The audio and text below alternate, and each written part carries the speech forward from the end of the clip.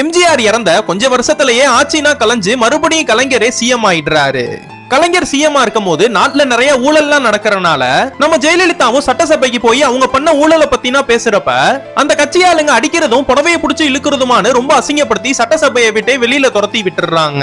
ஒரு பெண்ணை மதிக்காத இங்க நிக்கிற ஆண் கூட்டத்தினா வீழ்த்திட்டு தான் மறுபடியும் சிஎம்மா தான் இந்த சட்டசபைக்கு வருவேன்னு சொல்லிட்டு கிளம்புறாங்க. நம்ம கலைஞர் வீட்டுக்கு போய் ரொம்ப வருத்தப்பட்டு இது மாதிரினா நடந்திருக்க கூடாது, இது ஒரு கருப்பு தீனோன்னு சொல்றாரு. இப்படின்னா இருக்கிறப்ப நம்ம ஜெயலலிதா போற காரு லாரியில பட்டு ஆக்சிடென்ட் ஆகி கீழே விழுந்துருது. அப்பதான் ராஜீவ் காந்தியும் தமிழ்நாட்டுக்கு வந்து தமிழ்நாட்டுல ஆட்சினா கலைஞ்சிருச்சு, நம்ம ஜெயாவும் உடம்பு சரியில்லாம ஹாஸ்பிட்டல்ல இருக்காங்க, இப்ப யாரு பிரச்சாரம் பண்ணுவான்னு கேக்குறப்ப ஜெயா வந்து நானே பண்றேன்னு வீல் சேர்ல உட்காந்து ஊர் முழுக்க பிரச்சாரம்னா பண்ண ஆரம்பிக்கிறாங்க.